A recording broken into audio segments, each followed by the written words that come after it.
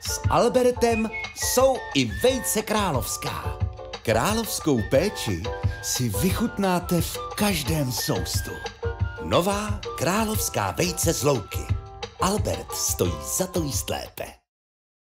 This will be big, believe me. What is it, Mike?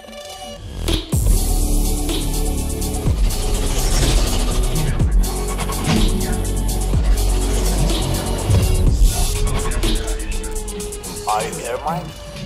Vaše finanční možnosti neřeš, kámo. Čau všichni, vítám vás do toho videa a dnešní díl je další díl z vaší oblíbené série, kde hodnotím outfity influencerů a celebrit. Tentokrát to bude teda z Česka, což už jsem teda jednou dělal, takže podívejte. Pokud jste to neviděli, tak se podívejte na ostatní díly této série, pokud jste je neviděli. Každopádně teďka jsem jakoby úplně novým místě, který jsem jakoby nikdy nedělal v mém videu, jako přímo tady to. Úplně se mi to líbí, takže snad se to líbí i vám. Nezapomeňte na like, komentář, abych tutaj to video ukázal více lidem a tím pádem mě moc podpoříte a můžeme jít asi rovnou na outfity, které máme na tylu. Tady není jakoby úplně